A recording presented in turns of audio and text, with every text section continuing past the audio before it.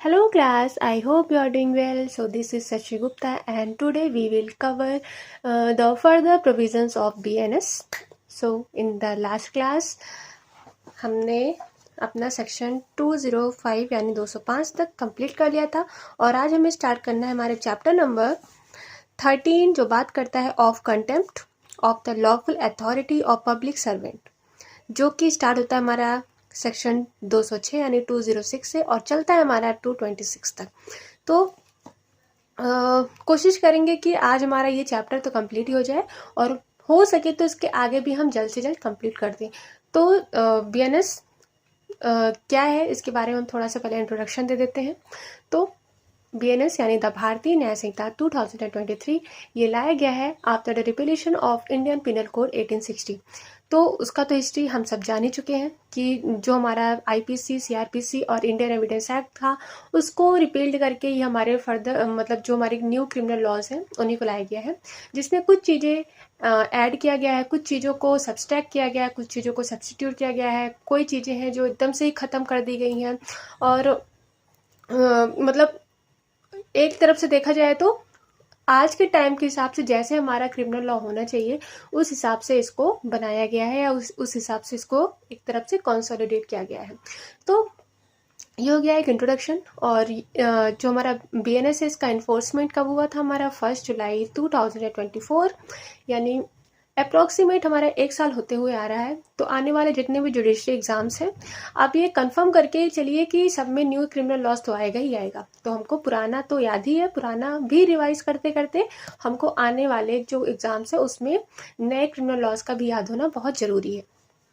तो ज़्यादा से ज़्यादा थ्योरीज सारी सेम है, कुछ भी जैसे ऑफेंस का जो होता है डेफिनेशन उसमें कोई चेंजेस नहीं है।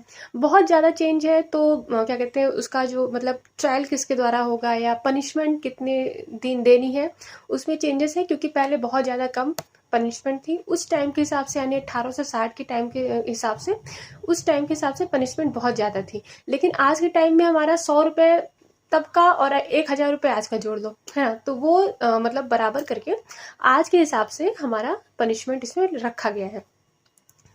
और हाँ बस इतना ही है मिनिमल, बाकी आप जैसे जैसे इसको पढ़ते जाएंगे वैसे वैसे समझते जाएंगे कि कहाँ कहाँ पे क्या क्या चेंजेस हुए हैं। तो अभी तक हमने चैप्टर नंबर 12 जो कि अनलॉफुल असेंबली हमने कंप्लीट कर लिया था। तो बिल्कुल भी देर ना करते हुए हम स्टार्ट करते हैं हमारे चैप्टर नंबर 13 जो बात करता है of contempt of the lawful authority of public servant. तो यहाँ पे पब्लिक सर्वेंट का कोई अथॉरिटी मतलब public servant as an authority अगर आपको कुछ भी कहते हैं, कुछ भी काम करने कहते हैं एज अ विटनेस, आपको अटेंडेंस मतलब आपको अटेंड होना है, ठीक है, पुलिस स्टेशन में आना है, कोर्ट अगर आपको बुला रही है, समन दे रही है या वारंट दे रही है या कोई किसी भी प्रकार का नोटिस दिया जा रहा है और किसी पर्सन के द्वारा इन सब का उल्लंघन हो रहा है, मतलब अगर फॉर एग्जाम्पल अगर आपको समन दिया जा रहा है और आप उस समन, भाई समन क्यों दिया जाता है, जाहिर सी बात है आपको बुलाने के लिए, है ना। आपको कोई भी अगर समन जा रहा है, कोई भी नोटिस जा रहा है तो उसका मतलब यही होता है कि आपको किसी लॉफुल अथॉरिटी ने, चाहे वो पुलिस ऑफिसर हो, चाहे वो कोई अदर अथॉरिटीज़ हो, चाहे वो कोर्ट हो, उनके सामने आपको अपीयर होना है, उनके सामने आपको प्रेजेंट होना है। अब आप समन को भाई देख रहे हो, किनारे रख दे रहे हो, जा ही नहीं रहे हो, तो ये क्या हुआ, एक तरफ से ये वायलेशन ही हुआ, किसका वायलेशन हुआ, हमारे लॉ का, है ना। तो अगर आपके द्वारा ऐसी क्रिया या ऐसे ऑफेंस कमिटेड मतलब कमिट किए जा रहे हैं तो वो सारे जो भी ऑफेंस होंगे उसको हम चैप्टर नंबर 13 में पढ़ते हैं। तो इसमें ज़्यादा मतलब पनिशमेंट इसमें ज़्यादा नहीं है, लेकिन फिर भी एज अ पनिशमेंट भाई आपने गलती की है तो आपको पनिशमेंट तो मिलेगी, तो उस हिसाब से इसमें पनिशमेंट दी गई है। तो आप मोटा मोटा याद रखिएगा कि या तो 1 महीने की और 5000 की सज़ा है या तो मैक्सिमम 6 महीने और 10,000 की फाइन। ये दोनों जो इसमें पनिशमेंट है ये ऑलमोस्ट में दी हुई हैं, बाकी कहीं कहीं है जो बढ़ाकर या घटा करके भी दी हुई हैं। तो चलो पहला सेक्शन है हमारा 206 यानी पहले 172 था हमारा ये, तो इसका हमको आईपीसी और बीएनएस का भी साथ में लेके चलना है ना। तो 206 यानी बात करता है absconding to avoid service of summons और अदर प्रोसीडिंग्स। तो यहाँ पर कोई समन है, जो आपको सर्विस मतलब जो आपको सर्व किया जा रहा है, आपको इशू किया जा रहा है समन, कोई पर्सन को अगर यहाँ पे समन दिया जा रहा है और वो पर्सन एब्सकॉन्ड कर रहा है, वो अपने दायित्वों से, वो अपनी ड्यूटीज से भाग रहा है। भाई तुमको बुलाया गया है, तुम कोर्ट के सामने अपियर हो, लेकिन तुम्हारी ड्यूटी क्या है? अपियर होना, लेकिन तुम अपियर ही नहीं हो रहे हो, उस समन को इग्नोर कर रहे हो, उसे अवॉइड कर रहे हो, या फिर घर से ही भाग जा रहे हो, तुम्हें कोई पकड़ ही नहीं पा रहा है। तो ये क्या है? ये हमारा सेक्शन 206 के ऑफेंस है, ठीक है। और ऐसे कंडीशन में ये बोला जाएगा कि आपने contempt of the lawful authority of public servant किया है। तो इस कंटेम्प्ट के लिए आपको 1 महीने तक की सज़ा और 5,000 तक का फाइन पे करना पड़ सकता है। कब? जब ये पब्लिक सर्वेंट के द्वारा पब्लिक सर्वेंट का कंटेम्प्ट किया जा रहा है। लेकिन अगर यही समन और नोटिस आपको कोर्ट के द्वारा दिया गया है, मतलब भाई फॉर एग्जांपल आपको किसी मतलब एग्जीक्यूटिव अथॉरिटी ने दिया, ठीक है, डीएम ने दिया, एसडीएम ने दिया, या कोई पुलिस ऑफिसर ने आपको समन दिया, या मान लो कोई बैंक वालों ने आपको समन दिया, तो अगर आप वहाँ नहीं जाते हैं तो वहाँ आपको 1 महीने तक की सज़ा 5,000 तक का जुर्माना लग सकता है। लेकिन अगर आपको यही कोर्ट ने आपको समन दिया है डायरेक्ट, भाई कोर्ट तो एक लॉफुल मतलब एक बहुत बड़ी जिम्मेदारी हो जाती है, ठीक है, क्योंकि कोर्ट में जाहिर सी बात है प्रोसीडिंग्स बहुत ज़्यादा होती हैं, बर्डन बहुत ज़्यादा होता है। अगर आप नहीं आएंगे एक दिन तो जाहिर सी बात है कि उसका एडजमेंट हो जाएगा, या तो डिसमिस हो जाए, या तो कुछ भी हो जाए, मतलब ठीक प्रकार से उसको जस्टिस नहीं मिल पाएगा। जो पर्सन कोर्ट में गया है अपनी मतलब उसको लेके अपने राइट्स को लेके, ठीक है, वर्ड नहीं आ रहा है, अपने राइट्स को लेके कोर्ट में गया है, तो उसको जस्टिस नहीं मिल पाएगा। तो यहाँ पे जाहिर सी बात है ये थोड़ा ज़्यादा ऑफेंस हो जाता है ना। तो ऐसी कंडीशन में आपको 6 महीने तक की सज़ा और 10,000 रुपये तक का फाइन देना पड़ सकता है। फिर आता है सेक्शन नंबर 207 यानी 207। ये बात करता है प्रिवेंटिंग सर्विस ऑफ समन्स और अदर प्रोसीडिंग और प्रिवेंटिंग पब्लिकेशन देयर ऑफ। तो यहाँ पे एब्सकॉन्ड किया जा रहा था, यहाँ पे कोई भी पर्सन था वो समन से भाग रहा था, उसको अवॉइड कर रहा था। यहाँ पे प्रिवेंट किया जा रहा है कि आपके पास वो समन आए ही ना। तो whoever in any manner intentionally prevents the service of serving on himself or any other person, मतलब कोई यहाँ पे प्रिवेंट कर रहा है, कोई रोक रहा है कि जो समन कोर्ट के द्वारा या किसी अथॉरिटी के द्वारा आपको भेजा गया है वो आप तक आए ही ना, या फिर किसी और के पास भेजना है उसके पास जाने से भी आप उसको रोक रहे हो, आप उसको प्रिवेंट कर रहे हो, और यहाँ पे इंटेंशनली हो रहा है, यानी जानबूझ के किया जा रहा है। तो ऐसी कंडीशन माना जाएगा कि आपने कंटेम्प्ट ऑफ कोर्ट किया है या contempt of the public servant authority किया है, मतलब कंटेम्प्ट माना जाएगा। और ऐसी कंडीशन में आपको यहाँ पे 1 महीने तक की सज़ा और 5,000 तक का जुर्माना लग सकता है। और सेम टू सेम अगर आपने कोर्ट के साथ किया, यानी कोर्ट के नोटिस को अगर आपने प्रिवेंट किया कि वो आपके पास ना आए, आप किसी और के पास ना जा पाए, तो उस कंडीशन में आपको 6 महीने तक की सज़ा और 10,000 तक का फाइन देना पड़ सकता है। ओके, तो यहाँ पे प्रिवेंट करना मतलब रोकना ही होता है, ठीक है, बाकी उतना इम्पॉर्टेंट नहीं है ये। फिर 208 आ जाता है इसमें, non attendance in obedience to an order from public servant. तो यहाँ पे आपको किसी पब्लिक सर्वेंट ने ऑर्डर दिया कि भाई तुम अटेंड हो, तो हमारे सामने आओ, एज अ विटनेस आओ, या एज अ मतलब जाहिर सी बात है कि एज अ विटनेस ही बुलाया जाता है ऐसे टाइम में तो। लेकिन अगर आपको किसी पब्लिक अथॉरिटी ने बुलाया है और आप काम है और आप उनके ऑर्डर का पालन नहीं करते हो, यानी whoever being legally bound to attend, यानी आपके ऊपर ड्यूटी है, आप बाउंड है कि अगर किसी ने कोई पब्लिक सर्वेंट ने आपको बुलाया है तो आप उसके सामने इन पर्सन या बाय द एडवोकेट आपको वहाँ पे अटेंड होना है। कहाँ? सर्टेन प्लेस और टाइम। मान लो आपको पुलिस थाने में बुला लिया गया है ना, पुलिस थाने में नहीं आया गया, तो ऐसी कंडीशन में और proclamation proceeding from any public servant legal competent as such public servant to issue same intentionally omit to attend at that place time depart from the where. तो इसका मतलब वही है कि अगर आप उसका नॉन अटेंडेंस करते हैं तो यानी उसका डिसओबीडियंस कर रहे हैं, उसके ऑर्डर का पालन नहीं कर रहे हैं, आप वहाँ पे अटेंड नहीं हो रहे हैं, आप नहीं सॉरी जिस पर्सन को ये समन दिया गया है वो, तो ऐसी कंडीशन में उसके ऊपर 1 महीने तक का इम्प्रिजनमेंट और 5,000 तक का जुर्माना लग सकता है। सेम टू सेम अगर यही चीज़ कोर्ट के द्वारा किया गया है by the agent in a court, तो कोर्ट का उल्लंघन करेंगे तो ये जाहिर सी बात है ज़्यादा हीनियस हो जाता है। तो ऐसी कंडीशन में आपको 6 महीने तक की सज़ा और 5,000 तक का जुर्माना देना पड़ सकता है। ठीक है, तो यहाँ पे ये याद रखिएगा कि भाई और है, प्लस नहीं है, और है। या तो 1 महीने तक का पनिशमेंट होगा, या तो 5,000 तक का जुर्माना, या तो दोनों।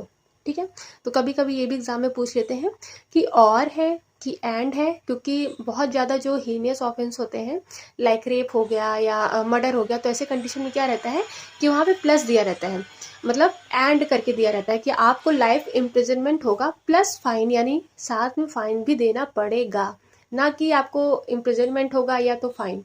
ऐसा नहीं है कि मर्डर करके फाइन देके छूट जाओ, नहीं, मर्डर किया है तो आपको सजा तो होगी प्लस आपको फाइन भी देना पड़ सकता है। फॉर एग्जाम्पल एसिड अटैक में भी ऐसा कंडीशन दिया हुआ है। ठीक है, अब इसका इलस्ट्रेशन देख लीजिएगा। जैसे for example A, being legally bound to appear before high court, यानी ए एक पर्सन है जो कि लीगली बाउंड है किसके, हाई कोर्ट के सामने अपीयर होने के लिए, उनके सामने प्रस्तुत होने के लिए, और उनको जो है समन इशू किया जाता है, लेकिन वो इंटेंशनली ओमिट टू अपीयर, यानी वो आप जानबूझ के हाई कोर्ट के सामने अपीयर नहीं होते हैं, या हाई कोर्ट के जो ऑर्डर्स हैं उनका मतलब पालन नहीं करते हैं, तो ऐसे कंडीशन में माना जाएगा कि ए 208 के अंदर ऑफेंडर है, यानी उनको 208 के तहत उनको 5-6 महीने की सजा और 5,000 तक की जुर्माना लगा सकते हैं। भाई यहाँ पे 6 महीने क्यों हुआ, क्योंकि यहाँ पे आप देख रहे होंगे कि यहाँ पे हाई कोर्ट दिया हुआ है, ना कि यहाँ पे कोई पब्लिक सर्वेंट दिए, मतलब ना कि यहाँ पे कोई एग्जीक्यूटिव मजिस्ट्रेट या अदर पब्लिक सर्वेंट दिए हुए हैं। तो कोर्ट जहाँ पर भी कोर्ट का नाम आएगा वहाँ पे 6 महीने और 5,000 तक का जुर्माना लगेगा, अदरवाइज आप 1 महीने और 5,000 तक का ले सकते हैं। ठीक है, लिटिल मिस्टेक, ये 10,000 है, इसको सही कर लीजिएगा, 10,000 तक का। ओके, फिर 209 में चलते हैं। तो सेक्शन 209 बात करता है non appearance in response to the proclamation under section 84 of Bharatiya Nagarik सुरक्षा संहिता। तो 84 में हमारा प्रोक्लेमेशन दिया हुआ है, वही एब्सकॉन्डिंग वाला, कि जिसको एक तरफ से भगोड़ा मतलब घोषित कर दिया जाता है, उनको बोला जाता है कि 30 दिन के अंदर आपका प्रोक्लेमेशन हुआ है, यानी आपको एक तरफ से डिक्लेयर किया गया है एब्सकॉन्डर करके, और 30 दिन का आपको समय दिया जाता है कि आप अपने आप को पुलिस अथॉरिटी के सामने अपीयर करिए। अगर 30 दिन से ज़्यादा हुआ तो फिर वही चीज़ कि आपकी प्रॉपर्टी को अटैच कर लिया जाएगा या उसको सेल कर दिया जाएगा, है ना, आपके खिलाफ वारंट जारी कर दिया जाएगा। एक तरफ से होता है ढिंढोरा पिटवाना कि ये इंसान वांटेड है, अगर आपको पकड़ में आए तो 1 लाख रुपए तक का आपके ऊपर इनाम है। तो ये सारे चीज़ें जो होती हैं ये प्रोक्लेमेशन में होती है। तो ये सेक्शन 84 हमारा BNSS उसी से रिलेटेड बात करता है। तो ऐसी कंडीशन में यहाँ पे ये भी बताया गया है कि अगर आपके खिलाफ प्रोक्लेमेशन डिक्लेयर हो गया है, ठीक है, according to section 84 of the BNSS, लेकिन फिर भी आप उसके रिस्पॉन्स में अपीयर नहीं होते हैं, 30 दिन के अंदर आपको वहाँ पे अपीयर होना है कोर्ट के सामने, मजिस्ट्रेट के सामने, लेकिन आप अपीयर नहीं हुए, उसका भी उल्लंघन किए या भाग गए, मतलब किसी भी तरह से आप उसको अवॉइड कर रहे हो, तो ऐसी कंडीशन में क्या माना जाएगा कि ये 209 का एक अपराध है, और उसे मतलब जो पर्सन एब्सकॉन्ड कर रहा है, जो पर्सन यहाँ पे अपीयर नहीं हो रहा है, उनको 3 साल तक की सजा दी जा सकती है, और साथ में उनको फाइन भी देना पड़ सकता है। और यहाँ पे जो हमारा नया वाला क्या कहते हैं उसको, नया वाला पनिशमेंट है हमारा कम्युनिटी सर्विस, यानी किसी प्रकार का कम्युनिटी सर्विस भी यहाँ पे उसको एज अ पनिशमेंट दिया जा सकता है, उनको कम्युनिटी सर्विस भी दिया जाएगा। एंड वेयर डिक्लेरेशन, जो डिक्लेयर किया गया है प्रोक्लेम्ड ऑफेंडर को, अगर वो सेक्शन 84 के सब सेक्शन 4 के अकॉर्डिंग किया गया है, तो ऐसी कंडीशन उनको 7 साल तक की सज़ा भी मिल सकती है। फिर नेक्स्ट आते हैं हम हमारे सेक्शन नंबर 210। ये क्या बात करता है, ओमिशन टू प्रोड्यूस डॉक्यूमेंट और electronic record to public servant by person legally bound to produce it. तो यहाँ पे हम मतलब अगर हम BSA पढ़ें, यानी हमारा पुराना इंडियन रेमिटेंस एक्ट, तो उसमें कहीं कहीं हमारे ऊपर ड्यूटी इम्पोज होती है कि आपको ये डॉक्यूमेंट कोर्ट के सामने प्रस्तुत करना है ना, कोई रिटन डॉक्यूमेंट है जिसको अगर एक पार्टी ने बोला कि भाई ये बहुत ज़्यादा इंपॉर्टेंट डॉक्यूमेंट है, लेकिन ये किसके अंडर में है, किसके पोजीशन में है, दूसरी पार्टी के। अब भाई दूसरी पार्टी ने मना कर दिया कि मुझे डॉक्यूमेंट प्रस्तुत ही नहीं करना है कोर्ट के सामने, तो वो फिर खुद भी वो जो डॉक्यूमेंट है अपने बिहाफ पे भी नहीं प्रस्तुत कर सकता। मतलब अगर तुम अगले इंसान को डॉक्यूमेंट नहीं दे रहे हो उसके प्रॉफिट के लिए, तो तुम उसे अपने लिए भी यूज नहीं कर सकोगे। सीधा सीधा सा मतलब ये है। तो चलो ये तो हो गया हमारा इंडियन एविडेंस एक्ट, यानी अगर हम साक्ष्य के हिसाब से देखें तो ये चीज है। लेकिन अगर यहाँ पे कोई चीज कोर्ट के द्वारा आपको बोला गया है कि ये डॉक्यूमेंट जरूरी है, ठीक है, आप दोनों के लिए, आप बोथ द पार्टीज, ये डॉक्यूमेंट बहुत ही ज्यादा नेसेसरी है इस केस के लिए, एक मेरिट पे बेस्ड है, लेकिन फिर भी आप उसको ओमिट कर रहे हो, वो प्रोड्यूस जो रिटन डॉक्यूमेंट है वो प्रोड्यूस नहीं किया जा रहा है उस पर्सन के द्वारा, और ये जो डॉक्यूमेंट है लीगली बाउंड है वो पर्सन प्रस्तुत करने के लिए, यानी आपके ऊपर एक बाउंडेशन है कि आप उसको प्रस्तुत करो। अगर नहीं कर रहे हो तो ये हमारा 210 का ऑफेंस हो जाएगा, और ऐसी कंडीशन में आपको 1 महीने तक की सजा और 5,000 तक का जुर्माना देना पड़ सकता है। इसके अलावा अगर यही सेम चीज कोर्ट में मतलब कोर्ट के द्वारा अगर आपको दिया गया है ऑर्डर प्रस्तुत करने के लिए कोई भी डॉक्यूमेंट, फिर आप नहीं प्रस्तुत कर रहे हो, तो ऐसे कंडीशन में आपको 6 महीने तक का सिंपल इम्प्रिजनमेंट और 10,000 तक का जुर्माना देना पड़ सकता है। अब ये ऐसा नहीं है कि ये सिर्फ एक्यूज्ड के साथ है, तो ये जो हमारा सेक्शन है ये हमारा एक्यूज्ड, विटनेस, एनी पर्सन, मतलब एनी पर्सन, किसी भी पर्सन के को कहा जा रहा है कि आप इसको प्रस्तुत करिए। इस चीज को प्रस्तुत करने के लिए आप लीगली बाउंड हैं, और फिर आप नहीं करते हो तभी आपके ऊपर 210 लगेगा, चाहे आप विटनेस हो या फिर आप एक्यूज्ड हो। विक्टिम का तो कोई बात ही नहीं होता, क्योंकि विक्टिम को तो भाई करना ही है ना, वो तो अपने लिए लड़ेंगे ही। फिर आते हैं हम 211, सेक्शन 211 हमारा क्या बात करता है, ओमिशन टू गिव नोटिस और information to the public servant by person legally bound to give it. तो ये सेक्शन अगर हम पढ़ें तो BNSS हमारा सेक्शन 34, 33 और 34, जो कि हमारा CRPC सेक्शन 39 और 40 बात करता था, जहाँ पे जो पब्लिक है, मतलब जो उस ऑफेंस से अवेयर है, उनका ही मतलब उनकी ये ड्यूटी होती है, वो लीगली बाउंड होते हैं पब्लिक सर्वेंट को सारी चीज़ें बताने के लिए कि वहाँ पे क्या क्या हुआ, कैसे कैसे हुआ, या मतलब जितने भी इंफॉर्मेशन है उस ऑफेंस से रिलेटेड सब चीज़ बताने के लिए वो लीगली बाउंड होते हैं। लेकिन इंटेंशनली वो नहीं बता रहे हैं, मतलब वो कोई भी इंफॉर्मेशन पब्लिक सर्वेंट को नहीं दे रहे हैं या देने से मना कर रहे हैं, तो ऐसी कंडीशन में उनके ऊपर एक महीने तक का इम्प्रिजनमेंट, यानी 1 महीने तक का उनको सिंपल इम्प्रिजनमेंट जेल हो सकती है, और प्लस उनको 5,000 तक का जुर्माना देना पड़ सकता है। बी यहाँ पे है, मतलब जो बी कंडीशन है, दूसरी कंडीशन है, वो बात करता है वेयर द नोटिस और information required to be given respect of commission. मतलब जहाँ पे वो जो नोटिस है, वो जो इन्फॉर्मेशन है, वो किस पर्पस के लिए इंपॉर्टेंट है, ताकि उस कमीशन को होने से रोक दिया जाए, है ना। फॉर एग्जाम्पल मान लो कहीं पे मतलब बहुत बड़ी फैक्ट्री है, वहाँ पे मान लो बारूद बनाए जा रहे हैं, और ये पब्लिक को या जो उनके आसपास रहते हैं उनको पता है कि अगर थोड़ी सी भी इसमें आग लगी तो पूरी जो वो जगह है जल जाएगी, है ना। भाई आप जाहिर सी बात हो, आप पुलिस को बताओगे तभी ना वो कुछ उसको प्रिवेंट कर पाएंगे, तभी उस कमीशन को रोक पाएंगे, उस ऑफेंस को रोक पाएंगे, ताकि यहाँ पे कुछ गड़बड़ ना हो। लेकिन आप बता ही नहीं रहे हो, ठीक है, तो ऐसी कंडीशन में भी आपको 6 महीने तक की सजा और 10,000 तक का जुर्माना देना पड़ सकता है। तो यहाँ पे तीसरी कंडीशन ये है कि वेयर द नोटिस और इन्फॉर्मेशन, यानी जो नोटिस है वो इन्फॉर्मेशन है वो किसके लिए वो रिक्वायर्ड है, जो ऑर्डर पास किया गया है यहाँ पे सेक्शन 394 ऑफ द BNSS के द्वारा, यानी ये प्रीवियसली कन्विक्टेड पर्सन के मामले में है ये मतलब जो सेक्शन है। तो ऐसी कंडीशन में जो पर्सन उसको 6 महीने तक की सजा और 10,000 तक का जुर्माना देना पड़ सकता है। फिर आते हैं सेक्शन नंबर 212, जो बात करता है फर्निशिंग फॉल्स इन्फॉर्मेशन। आपको भाई सही इन्फॉर्मेशन तो दिया नहीं जा रहा है, आप उल्टा उसको फॉल्स इन्फॉर्मेशन दे रहे हो पब्लिक सर्वेंट को, उनको गुमराह कर रहे हो, जाना कहीं और है बता कहीं और दे रहे हो। तो ऐसी कंडीशन में सेक्शन 212 का यहाँ पे आपके ऊपर लाइबिलिटी लग जाएगी, और आपको 6 महीने तक की सजा हो सकती है, प्लस 5,000 तक का, इसको साइड में लिख देते हैं, 5,000 तक का यहाँ पे फाइन लग सकता है।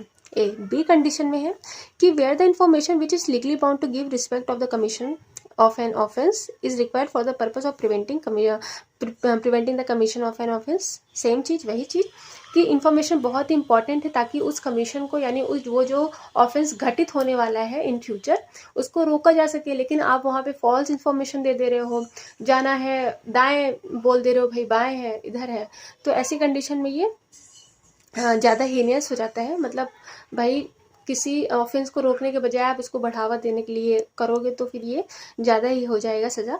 तो यहाँ पे ऐसे कंडीशन में उसको 2 साल तक की सज़ा प्लस फाइन, यहाँ पे फाइन के लिए कोई डिनोट नहीं किया गया है, तो फाइन मतलब मजिस्ट्रेट के ऊपर डिस्क्रिशन रहेगा और यहाँ पे 2 साल तक की सज़ा हो सकती है। ठीक है, फिर इसका इलस्ट्रेशन आप देख लीजिएगा, दोनों इम्पॉर्टेंट है। जैसे ए है विलेज वॉचमैन है, वहाँ का ए है जो कि वॉचमैन है, विलेज है, उसको पता है कि यहाँ पे डकैती होने वाली है, लेकिन फिर भी उसने जिला के जो पंचायत है उनको बताया नहीं कि भाई आपके यहाँ डकैती होने वाली है। उन्होंने या फिर फॉल्स इन्फॉर्मेशन दे दी, जिसके चलते वहाँ पे डकैती हो गई। तो अब ये क्या है, ऐसे कंडीशन में जो ये ए है वो लायबल हो जाएगा, यहाँ पे गिल्टी हो जाएगा।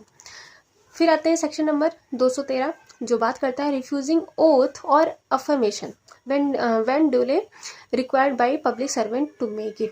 अब यहाँ पे ओथ है या अफर्मेशन है जो कि बहुत ज़्यादा रिक्वायर्ड है, ठीक है, किसी भी प्रोसीडिंग के लिए, किसी भी लीगली प्रोसीडिंग के लिए, और आप उसको रिफ्यूज़ कर रहे हो। तो यहाँ पर रिफ्यूज़ देखो, सबसे पहले जो यहाँ पे जानने वाली बात है कि लीगली बाउंड होना चाहिए इंसान। ठीक है, आप एक तरफ से आप देखा जाए तो भाई आपके पास पूरी पूरी पावर है, पूरी पूरी राइट्स है, आपको कोई बाउंड नहीं कर सकता है। लेकिन अगर कोई चीज़ है जो कि लॉ के हिसाब से आपके ऊपर बाउंड किया गया है, ठीक है, आपको बताया गया कि आपको ये करना ही है, ऐसा हमारे लॉ में लिखा है, फिर भी आप उसको नहीं कर रहे हो, तब जाके आप कोई ऑफेंडर कहलाते हो। नहीं तो फिर भाई जाहिर सी बात है, कोई डूब रहा है, आप साइड से निकल जाओ, कोई नहीं बोलने वाला है, क्योंकि वो आपके थोड़ी ना, आप उसके लिए बाउंड थोड़ी ना थे कि आप खुद जाके कूद के कुएं में उसको बचाओ, आप नहीं बाउंड हो। लेकिन यही अगर आप कोई पब्लिक सर्वेंट हो या कोई मरीन ड्राइवर हो या मतलब ऐसी अथॉरिटी में हो कि अगर भाई आपके सामने कोई डूब रहा है तो आपको बचाना लीगली बाउंडेशन है, आपको बचाना पड़ेगा, और फिर आप नहीं बचा रहे हो तो ये क्या हो गया, जाहिर सी बात है ये आपके ऊपर लायबिलिटी लग जाएगी। तो सीधा सीधा सा है कि जहाँ पे आप लीगली बाउंड हो, नहीं कर रहे हो, वहाँ पे आप ऑफेंडर हो, अदरवाइज कोई आपको कुछ नहीं कह सकता। तो सेक्शन 203 वही है कि ओथ और अफर्मेशन के लिए रिफ्यूज़ किया जा रहा है तो यहाँ पे 6 महीने तक की सज़ा और 5,000 तक का जुर्माना देना पड़ सकता है। फिर आते हैं सेक्शन नंबर 214 जो बात करता है refusing to answer public servant authorise to question. Public servant के द्वारा जो भी क्वेश्चन पूछा जा रहा है, आप उसका सही सही से आंसर ही नहीं दे रहे हो, भाई चुप रहना आपके राइट्स है। ठीक है, हम ये हमारे इंडियन एविडेंस एक्ट यानी हमारे भारतीय साक्ष्य अधिनियम में भी जानते हैं कि अगर आपसे कोई भी कुछ भी पूछ रहा है तो आपका शांत रहना भी आपका एक फंडामेंटल राइट है, आप शांत रह सकते हैं। लेकिन भाई कोई इम्पोर्टेंट क्वेश्चन है जो कि किसी प्रोसीडिंग के लिए इम्पोर्टेंट है या आपके बोलने से, ठीक है, कोई ऑफेंस रुक जाएगा, कोई कमीशन होने से रुक जाएगा, कोई बहुत बड़ी वारदात होने से रुक जाएगी, लेकिन फिर भी आप चुप हो, तो ऐसे कंडीशन में क्या होगा, आप लायबल हो जाओगे और यहाँ पर आपके लिए 6 महीने तक की सज़ा और 5,000 तक का जुर्माना लग जाएगा। ठीक है, यानी अगर कोई पब्लिक सर्वेंट है, अगर वो अपने लीगल पावर्स में आपसे कोई क्वेश्चन पूछ रहा है तो जाहिर सी बात है आप उसका आंसर देने के लिए बाउंड है, जब तक कि वो चीज़ें आपको क्रिमिनेट ना करें, यानी जब तक कि आप खुद उस चीज़ के लिए क्रिमिनल ना बन जाए। तो अपने को बचाओ चलेगा, लेकिन आप किसी और को बचा रहे हो, किसी और की गलती छुपा रहे हो, ये नहीं चलेगा। तो यही है हमारा सेक्शन नंबर 214। 215 बात करता है रिफ्यूजिंग टू साइन स्टेटमेंट। कोई स्टेटमेंट है उसमें साइन अगर होना है, लीगली बाउंड हो, और फिर आप उसको करने के लिए रिफ्यूज़ कर रहे हो, उसको ओमिट कर रहे हो, तो ऐसे कंडीशन में आपको 3 महीने तक की सज़ा हो सकती है और प्लस 3,000 तक का जुर्माना लग सकता है। फिर आते हैं सेक्शन नंबर 216 जो बात करता है फॉल्स स्टेटमेंट ऑन ओथ और अफर्मेशन टू पब्लिक सर्वेंट और person authorise to administer an oath of affirmation affirmation. ठीक है, तो यहाँ पे authorise to administer an oath, यहाँ पे नोटरी की भी बात की जा रही है, मतलब सिर्फ पब्लिक सर्वेंट नहीं है यहाँ पे, नोटरी मतलब जो ओथ ले सकता है एक तरफ से, उनकी सबकी बात की जा रही है। तो ओथ अफर्मेशन है, आप वहाँ पे फॉल्स स्टेटमेंट दे रहे हो, लाइक एफिडेविट है, तो पहली बात तो एफिडेविट हम एज एन एविडेंस ले नहीं सकते हैं, है ना, ये तो हम जानते ही हैं भाई हमारे भारतीय साक्ष्य अधिनियम से कि एफिडेविट हमारा कभी भी एविडेंस के रूप में नहीं लिया जा सकता है। लेकिन अब वो नहीं लिया जा सकता है, फिर भी आप उसमें गलत बोल रहे हो, या कोई ऐसा ओथ है, कोई ऐसा अफर्मेशन है जिसमें आपको सही बोलना है, आप वहाँ पे कोई रॉन्ग स्टेटमेंट दे रहे हो, कोई गलत स्टेटमेंट दे रहे हो, और ये बाद में अगर पता चलता है तो इसके लिए आप 216 के अंदर लायबल होते हो और आपको 3 साल तक की सज़ा प्लस फाइन देना पड़ सकता है। सेक्शन नंबर 217 बात करता है false information with intent to cause, false information है, ठीक है, with intent to cause public servant to use his lawful power to injury to another person. वही चीज़ यहाँ पे रॉन्ग एफआईआर की बात एक तरफ से की जा रही है कि किसी और को परेशान करने के लिए आप पब्लिक सर्वेंट की पावर्स का इस्तेमाल कर रहे हो, यानी रॉन्ग एफआईआर का मतलब कि कोई आपको कुछ नहीं बोला, ठीक है, हल्का सा पिंच किया, हल्का सा धक्का देके निकल गया और जा रहे हो आप पुलिस थाने में लिखवा दे रहे हो कि उसने मेरे कपड़े फाड़ दिए, है ना, गाली गलौज की, मुझे 2-4 झापड़ जड़ दिए। तो अगर इस टाइप से आप किसी भी पब्लिक सर्वेंट की जो लॉफुल पावर है उसको यूज़ कर रहे हो ताकि वो अनदर पर्सन या जिसके खिलाफ यूज़ किया जा रहा है उसको वो इंजरी पहुंचाए, तो ऐसे कंडीशन में आप यहाँ पे लायबल हो जाओगे 217 के लिए, और आपको 1 साल तक की सज़ा प्लस 10,000 तक का जुर्माना देना पड़ सकता है। इसको नॉर्मली हम फॉल्स एफआईआर के बारे में मतलब फॉल्स एफआईआर के रूप में जानते हैं। ओके, तो इसके इलस्ट्रेशंस इंपॉर्टेंट है, जैसे ए देख लेते हैं। ए इन्फॉर्म अ मजिस्ट्रेट, यानी ए एक पर्सन है जो कि मजिस्ट्रेट को इन्फॉर्म करता है that Z a police officer subordinate to such magistrate has been guilty of neglect of duty or misconduct knowing such information to be false।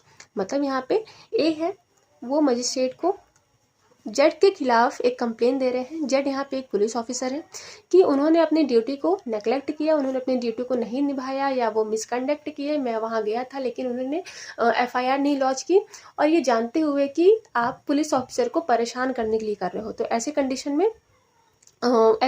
में और जो मजिस्ट्रेट है वो मान लो गुस्से में आ गया कि भाई तुम पुलिस ऑफिसर हो के अगले इंसान की मदद नहीं कर रहे हो, उन्होंने पुलिस ऑफिसर को डिसमिस कर दिया।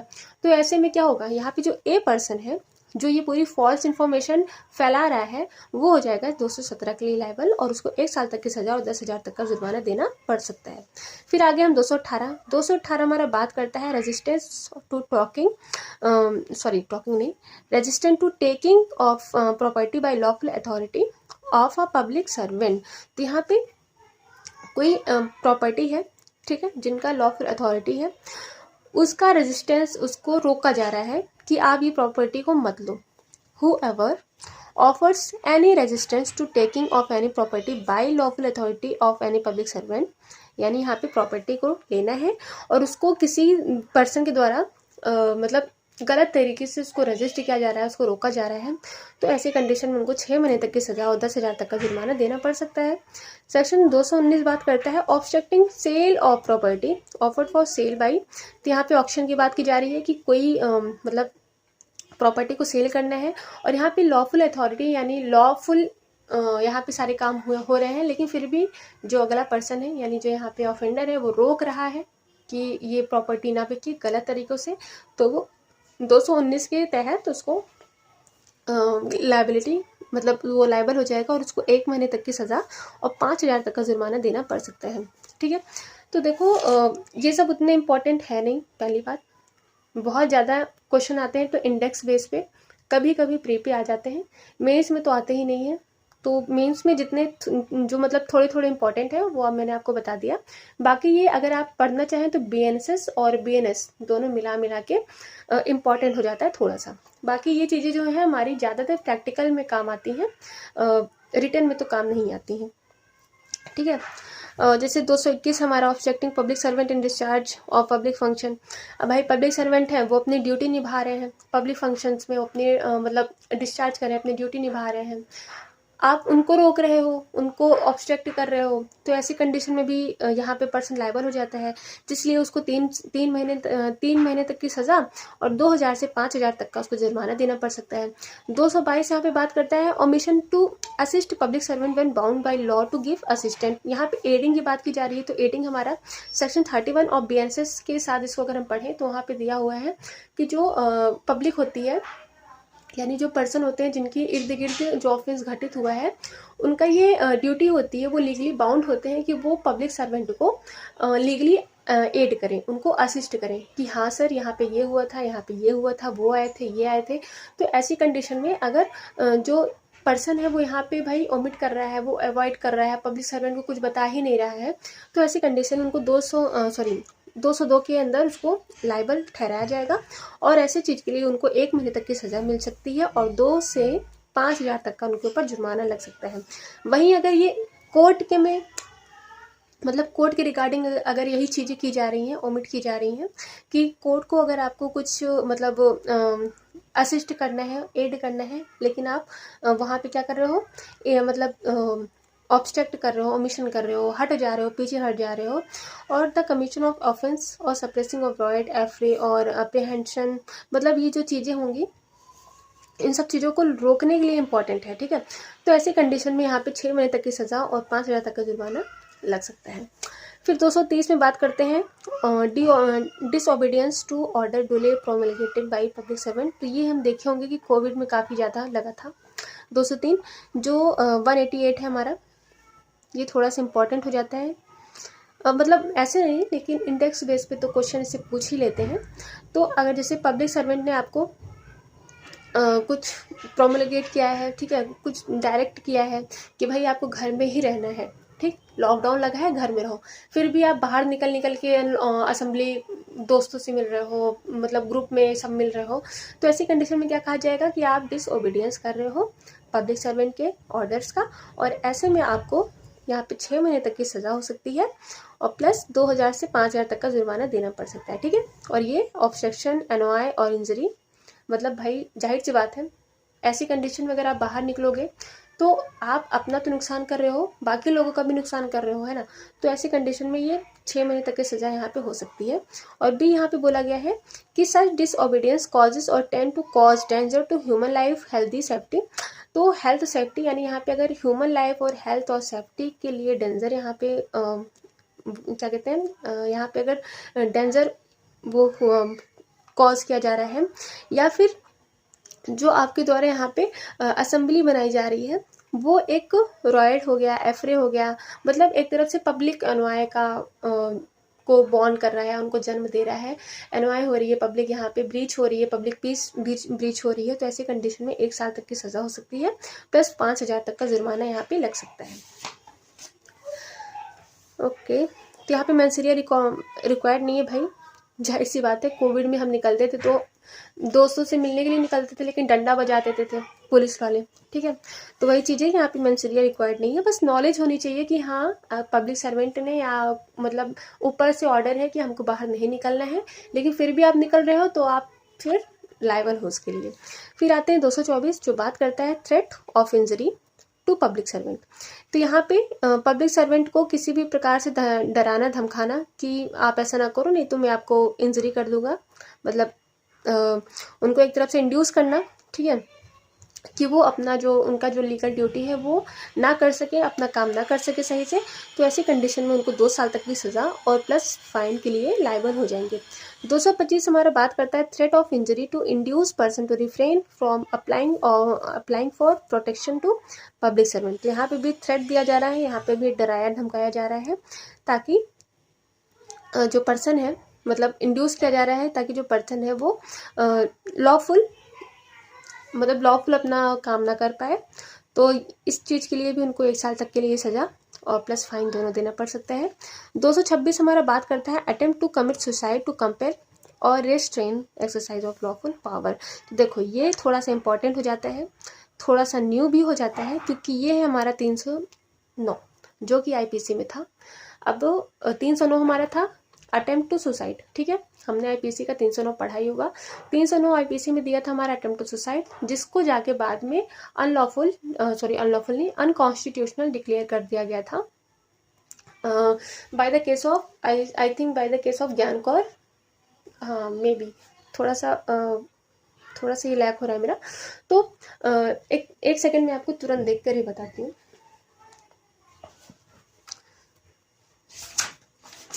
भाई गलत नहीं होना चाहिए ना।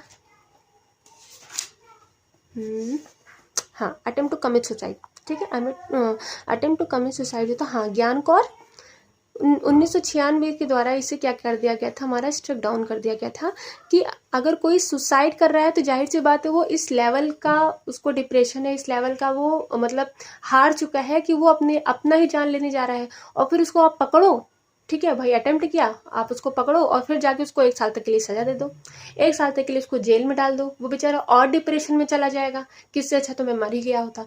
तो भाई ऐसी कंडीशन में ना इंसान, इसलिए यहाँ पे सुसाइड को एक ऑफेंस मतलब एक ऑफेंस नहीं बताया गया, उसको स्टेक डाउन कर दिया गया। अगर कोई इंसान सुसाइड कर रहा है तो जाहिर सी बात है आप उसको थेरेपी दीजिए, आप उसको मतलब ऐसी जगह पे रखिए जहाँ पे उसका दिमाग थोड़ा ठंडा हो, थोड़ा ठीक हो। तो ये ज्ञान कौर और state versus state of Punjab 1996 के द्वारा इसको स्टेक डाउन कर दिया गया था।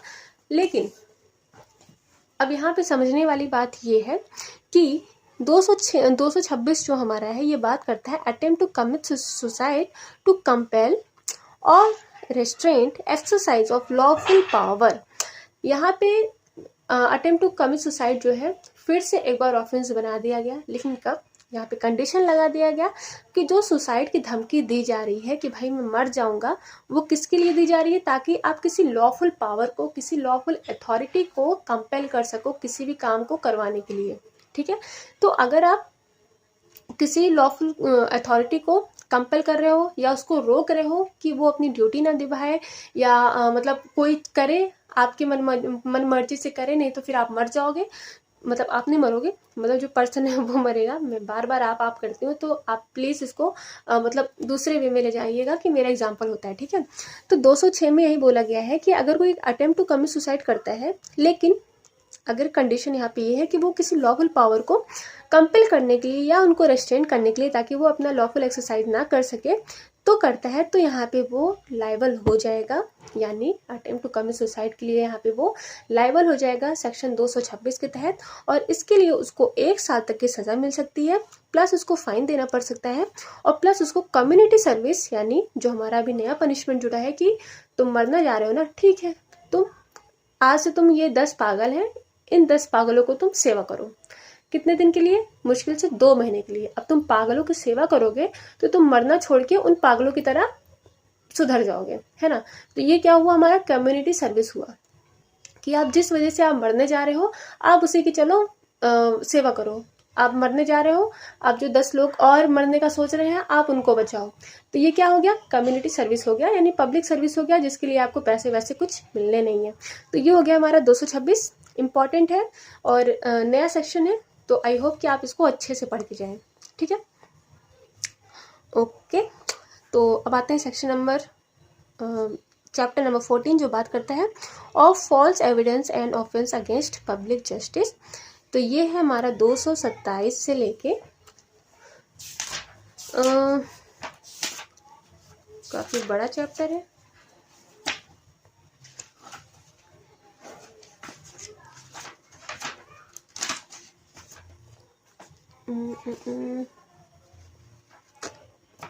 भाई इतना बड़ा तो नहीं था यार।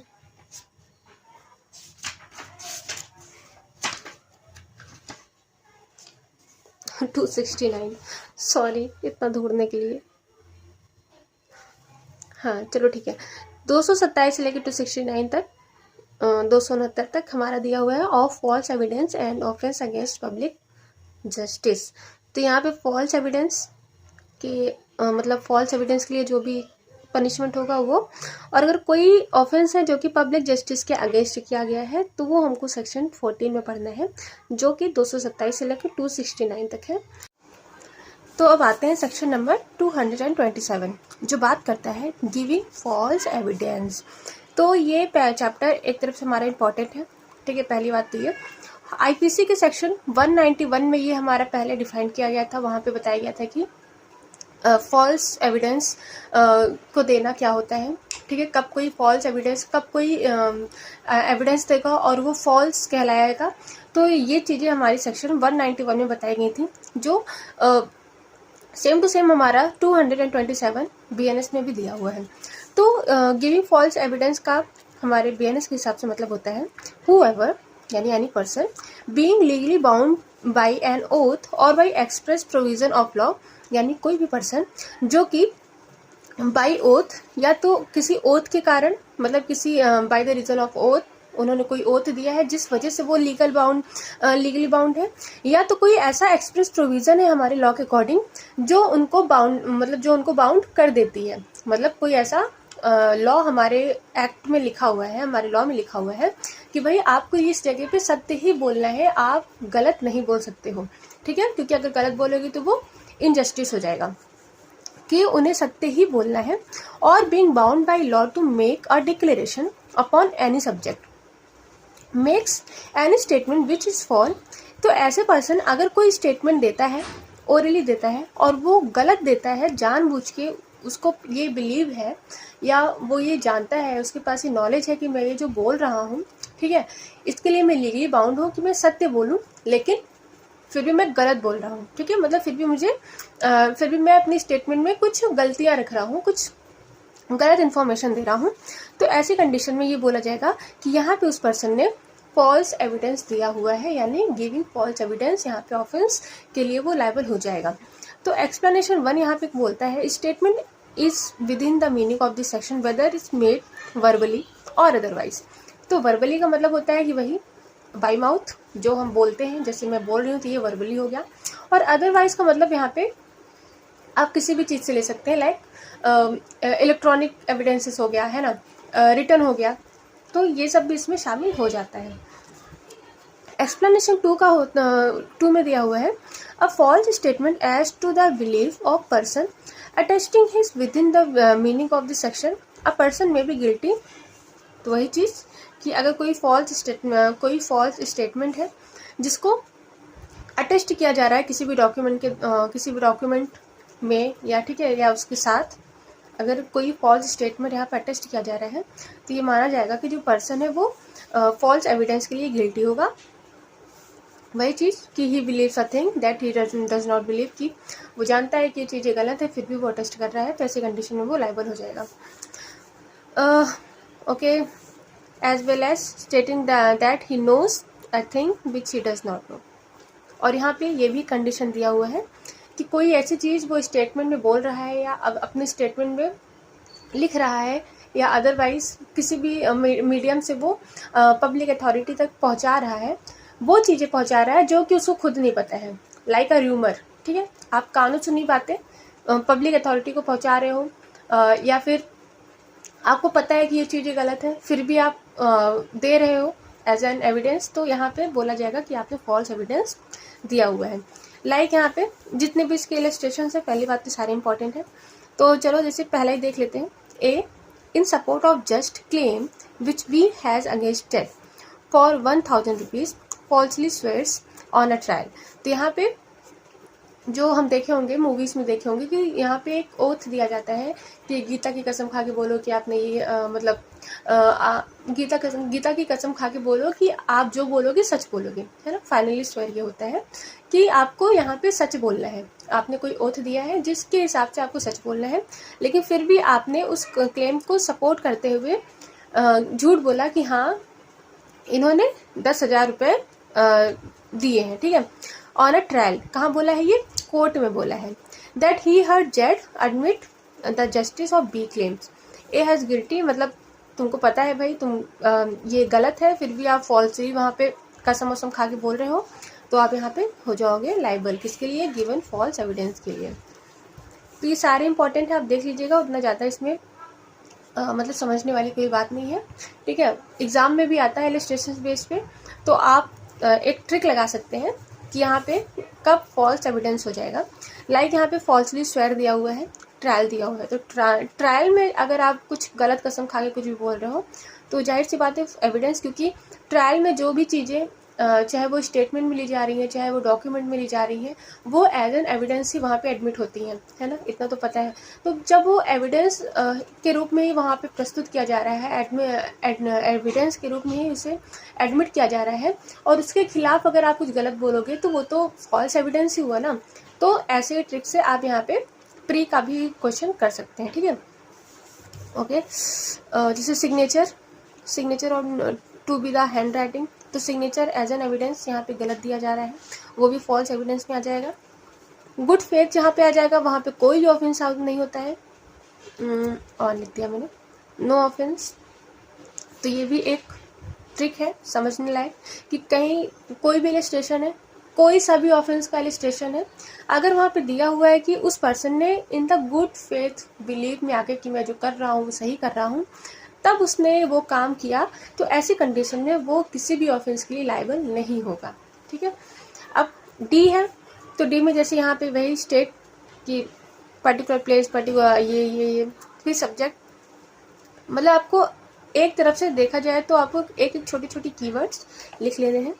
ऑन ओथ, चलो भाई यहाँ पे लिखो कि ऑन ओथ कोई भी स्टेट है जो कि आपको सच बोलना है, गलत बोल दिया वो भी फॉल्स एविडेंस हो गया। अब यहाँ पे इंटरप्रेटर है, ट्रांसलेटर है जो कि सर्टिफाइज करना है। ठीक है। ट्रू किसी भी लैंग्वेज की किसी भी लैंग्वेज का ट्रू इंटरप्रिटेशन देना है। ऐसी कंडीशन में वो ओथ से बाउंड है, लेकिन फिर भी वो गलत इंटरप्रिटेशन देते हैं यहाँ पे। ठीक है, तो वो फॉल्स एविडेंस के लिए लायबल हो जाएंगे। अब आता है फैब्रिकेटिंग फॉल्स एविडेंस 228। ये भी इंपॉर्टेंट है हमारा, आईपीसी के सेक्शन 192 में दिया हुआ था, हमारे बीएनएस में इसको 228 में बताया गया है। तो अभी तक देखा हमने गिविंग फॉल्स एविडेंस, मतलब यहाँ पे फॉल्स एविडेंस दिया जा रहा है बाई वर्बली और अदरवाइज। यहाँ पे बोला जाए फैब्रिकेटिंग फॉल्स एविडेंस, यानी फैब्रिकेटिंग का मतलब होता है फॉल्स एविडेंस को गढ़ना, है ना, एक तरफ से उसको बनाना, एक तरफ से अपनी ही कहानी बनाना कि हाँ ऐसा था ऐसा था ऐसा था, और फिर लास्ट में जाके अगले पर्सन को लाइबल यानी उसको गिल्ट करवा देना, उसको पनिशमेंट दिलवा देना। तो ऐसी कंडीशन में बोला जाएगा कि आपने यहाँ पे फॉल्स एविडेंस का फैब्रिकेट किया है, कोई चीज़ें यहाँ पे तोड़ा मोड़ा गया है या कोई चीज़ें बनाई गई हैं गलत तरीके से, तो ये चीज़ें हमारी 228 के अंदर आती हैं। जैसे यहाँ पे दे लिखाया गया है कि whoever makes any false entry in any book, record, electronic records, or make any circumstances false entry, false statement may appear in evidence in judicial proceeding or in proceeding taken by law before the public servant। तो या तो judicial proceeding होंगी या तो कोई ऐसी proceeding जो कि पब्लिक सर्वेंट के समक्ष हो रही है, वहाँ पे अगर आपने किसी भी प्रकार का फॉल्स एंट्री किया है ना, मतलब वही चीज़ कि आप खुद वहाँ से गढ़ रहे हो वो चीज़ें ताकि वो आगे चल के गलत हो, तो ऐसी कंडीशन में ये फैब्रिकेटिंग फॉल्स एविडेंस हो जाएगा। तो रिलेटेड विद डॉक्यूमेंट, ठीक है, क्योंकि अगर कोई बुक है, कोई एंट्री है, कोई रिकॉर्ड है, तो वो डॉक्यूमेंट में ही आएगा, और एज एन एविडेंस इसको यूज़ किया जा रहा है हमारे कोर्ट ऑफ लॉ में। तो जब कोई गलत चीज़ें एविडेंस प्रूफ में यूज़ की जाएंगी तो जाहिर सी बात है वो आगे चल के उसका मामला गड़बड़ ही रहेगा, है ना। तो यहाँ पर भी फैब्रिकेटिंग फॉल्स एविडेंस का ऑफेंस हो जाता है। जैसे ए इसका इंपॉर्टेंट है, कभी कभी पूछा भी गया है। जैसे A puts jewels into the box, यानी ए एक पर्सन है जो कि उसकी कुछ ज्वेलरी है, मान लो घड़ी है, चेन है, कुछ भी है, उसने बॉक्स में रखा जो कि वो जेड किसको वो बॉक्स किसको बिलोंग करता था, जेड को। इस इंटेंशन से रखा कि बाद में जो है जेड कन्विक्ट हो जाए, किसके लिए, थफ्ट के लिए। अब भाई जेड के खिलाफ आप कोई षड्यंत्र रच रहे हो, उसका कोई बॉक्स है और आप उसमें अपना ज्वेल रख रहे हो, किसी दूसरे पर्सन का कुछ घड़ी वड़ी रख दे रहे हो, जिससे बाद में शक हो कि जेड ने ही चोरी की थी, क्योंकि भाई बॉक्स उसका है, जेड का है। तो ऐसी कंडीशन में अगर आगे चल के पाया गया कि ये सारे जो कारनामे हैं ये हमारे मिस्टर ए ने किया है, तो यहाँ पे एक को लाइबल किया जाएगा किस लिए, सेक्शन 228 के लिए, जो बात करता है फैब्रिकेटिंग फॉल्स एविडेंस। ठीक है, तो वही ज्वेल्स हो गया। फॉल्स एंट्री से आप याद कर सकते हो यहाँ पे, और या तो यहाँ पे लेटर से याद कर सकते हो, क्रिमिनल कॉन्स्पिरेसी। तो ये तीनों देख लीजिएगा, बाकी इलस्ट्रेशन तो सारे ही हमारे इंपॉर्टेंट हैं। फिर हम आते हैं सेक्शन नंबर 229 जो बात करता है पनिशमेंट ऑफ फॉल्स एविडेंस। ठीक है, 193 पहले हमारे 193 में गिविंग फॉल्स एविडेंस और फैब्रिकेटिंग फॉल्स एविडेंस दोनों का जो पनिशमेंट था वो एक ही सेक्शन में दिया गया था। तो वही सेम टू सेम यहाँ पर भी है कि 229 में हमारा फॉल्स एविडेंस से रिलेटेड जो भी हमने अभी तक पढ़ा, ये दोनों इसका पनिशमेंट बताया गया है। तो यहाँ पे बताया गया है हु एवर इंटेंशनली, यानी मेंशन होना चाहिए, gives false evidence in any judicial proceeding और फैब्रिकेटिंग फॉल्स एविडेंस। तो या तो वो आप कोई फॉल्स एविडेंस दे रहे हो, यानी कोई पर्सन है, या तो वो फॉल्स एविडेंस दे रहा है कहाँ पे, जुडिशियल प्रोसीडिंग में, या तो फैब्रिकेटिंग फॉल्स एविडेंस, या तो वो कोई फॉल्स एविडेंस को गढ़ रहा है, यानी कोई फॉल्स एंट्री कर रहा है कहाँ पे, या तो जुडिशियल प्रोसीडिंग में या तो अदर प्रोसीडिंग जो कि पब्लिक सर्वेंट के अंडर में होनी है। तो ऐसे में उसको 7 साल की सज़ा और 10,000 तक का फाइन देना पड़ सकता है।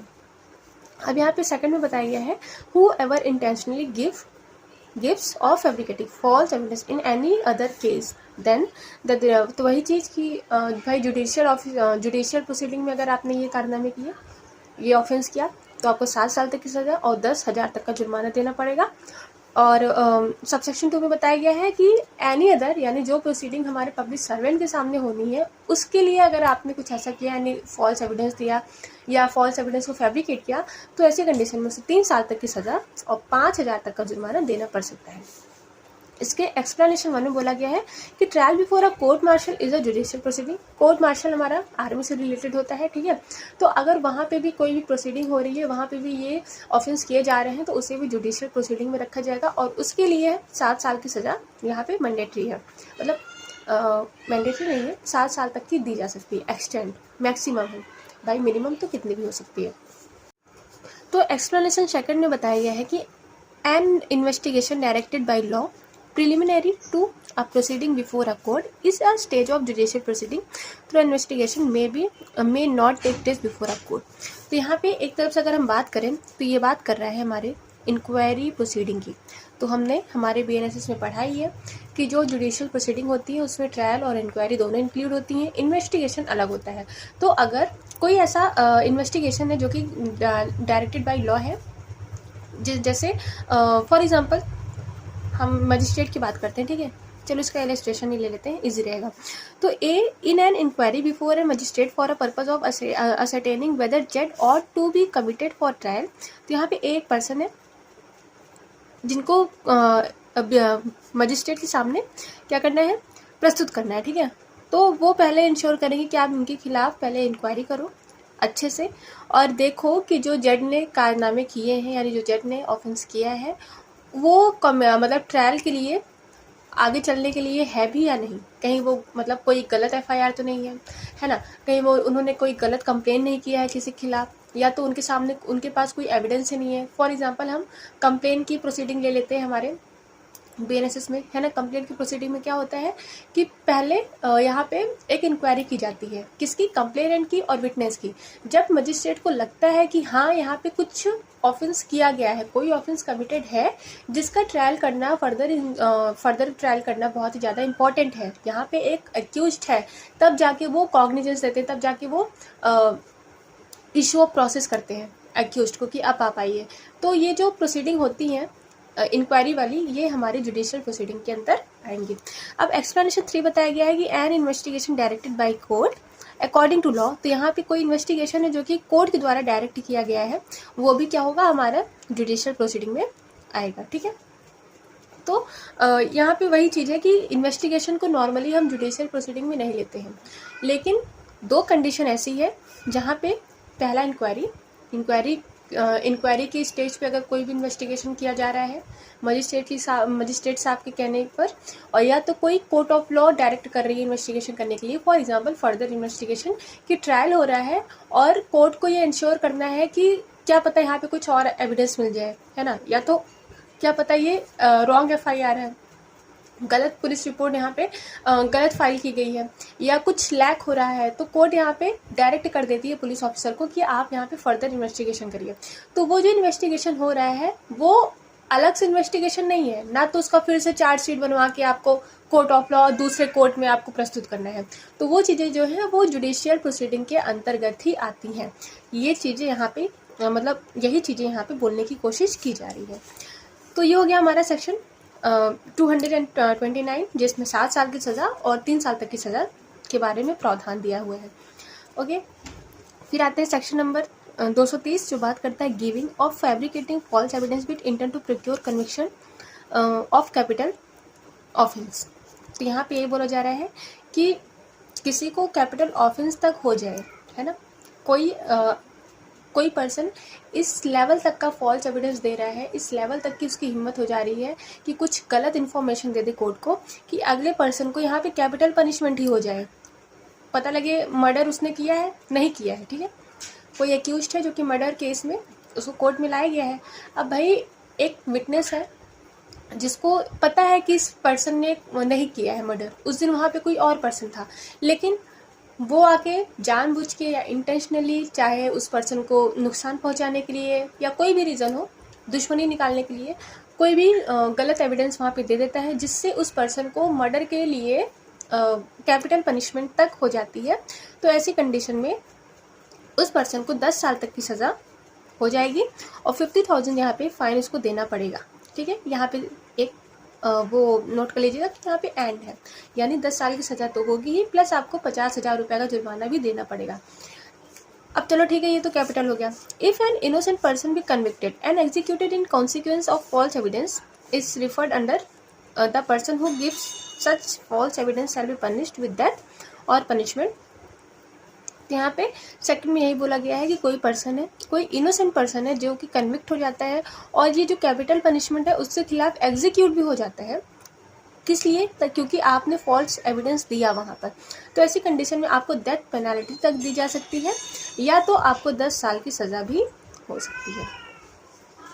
ओके, तो 231 यहाँ पे बात करता है गिविंग और fabricating false evidence with intent to procure conviction of offence with life imprisonment और इम्प्रिजनमेंट। तो यहाँ पे कैपिटल पनिशमेंट की बात नहीं की गई है, लेकिन यहाँ पे उम्र कैद की बात की गई है। तो सेम जैसे हमारा 230 था वैसे 231 है। यहाँ पर क्या उसको पनिशमेंट दी जाएगी? यहाँ पे ये है not capital but punishable with life imprisonment for shall be punish as a person convicted. तो वही चीज़ जैसे हमने यहाँ देखा कि आपने जिस हद तक मतलब आपकी वजह से दूसरे पर्सन को जो भी पनिशमेंट हुई है सेम टू सेम आपको भी वही पनिशमेंट हो जाएगी। फॉर एग्जांपल अगर उससे 7 साल की सज़ा मिली है आपकी फॉल्स एविडेंस देने के चक्कर में, तो आपको भी 7 साल तक की सज़ा यहाँ पे मिल सकती है। ओके, तो इसका इलस्ट्रेशन देख लीजिएगा, इम्पॉर्टेंट हो जाता है। जैसे A gives false evidence before a court intending thereby Z to be convicted dacoity. तो ए जो है वो यहाँ पे फॉल्स एविडेंस देता है कोर्ट के सामने ताकि जज यहाँ पे डकैती के लिए कन्विक्ट हो जाए।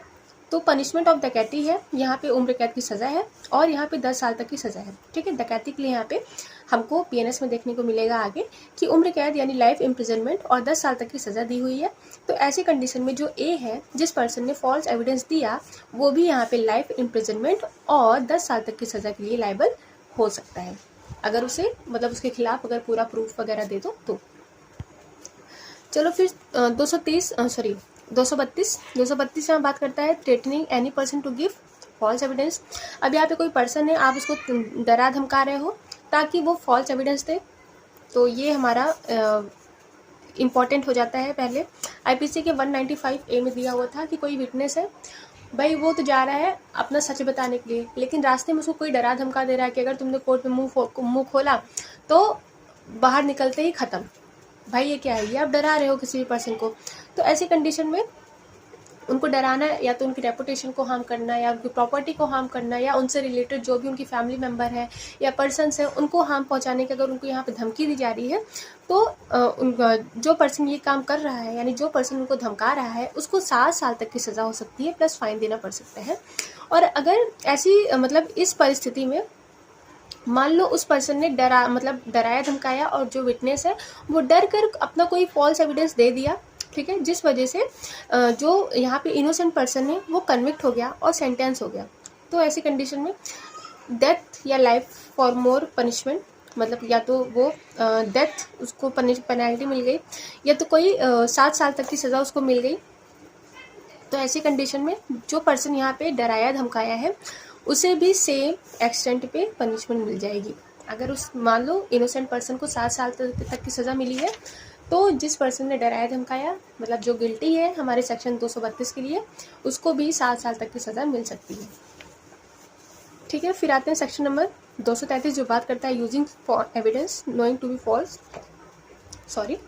तो कोई भी पर्सन जो कि correctly uses or attempt to use as true or genuine evidence any evidence which he knows to be false, यानी यहाँ पे कोई पर्सन है जो कि ये जान रहा है कि ये एविडेंस यहाँ पे फॉल्स है, फैब्रिकेटिंग है, मतलब या तो बनाया गया है किसी के द्वारा, झूठा है, फिर भी उसे वो करेक्टली यूज़ कर रहा है एज एन एविडेंस हमारे कोर्ट ऑफ लॉ में या किसी भी जुडिशियल प्रोसीडिंग में, तो उसे भी सेम मैनर में क्या हो जाएगा, सेम मैनर में उसे पनिशमेंट दिया जाएगा, जो कि फैब्रिकेटिंग फॉल्स एविडेंस, यानी जो आगे हमने पढ़ा था 7 साल तक की और 3 साल तक की सज़ा जो है, अगर जुडिशियल प्रोसीडिंग में अगर वो ऐसे कोई भी फॉल्स एविडेंस यूज़ करता है जानबूझ के, तो उसे 7 साल तक की सज़ा दी जाएगी, और अदर प्रोसीडिंग में अगर वो यूज़ करता है जानबूझ के फॉल्स एविडेंस को, तो उसे 3 साल तक की सज़ा दी जाएगी।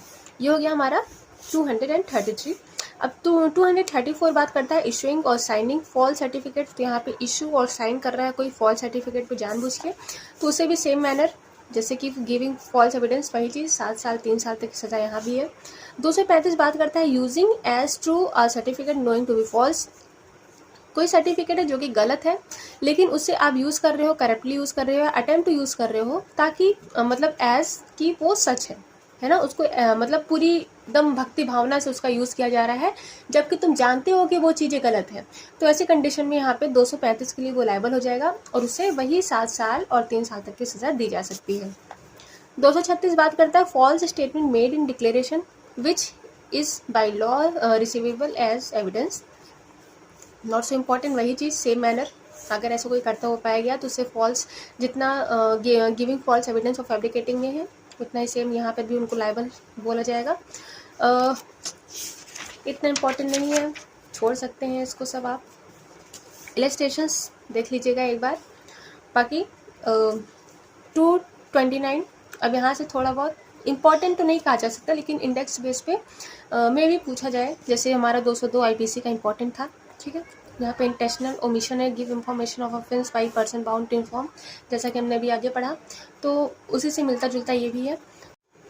ओके गैस, तो आज अब हमारा 239 तक, तो अब आगे क्लास में कोशिश करेंगे कि ज़्यादा से ज़्यादा तक हम उसको कवर कर लें। तो please like share and subscribe अगर आपको मेरी क्लास अच्छी लगी हो, और आप सजेशन दे सकते हैं, और कोई चीज़ अगर आपको नहीं समझ में आ रही है, या कोई भी मतलब किसी लॉ से किसी से भी रिलेटेड अगर आपको कोई भी क्वेश्चन पूछना है, तो आप उसको मेरे कमेंट में पूछ सकते हैं, and I will try to find it out, और आंसर देने की मैं पूरी कोशिश करूँगी, और मेरा पूरा मतलब मेरी पूरी कोशिश रहेगी कि आपको वो समझ में भी आए, ठीक है, with the fact and law पूरा। और इसके अलावा be prepare for your examination, और न्यू क्रिमिनल लॉज में प्लीज़ ध्यान दीजिए, क्योंकि आने वाले जितने भी एग्ज़ाम्स हैं उसमें सब में यही आएंगे IPC। तो मे बी अब इसी साल आ जाए, अगले साल से तो हमको लगता है IPC वगैरह जो मतलब पुराने जो लॉज हैं वो भी हटा देंगे। फ़िलहाल ये अभी नहीं बोल सकती, क्योंकि ये मिसकंसेप्शन हो जाएगा, लेकिन न्यू लॉज आएंगे इतना तो कन्फर्म है।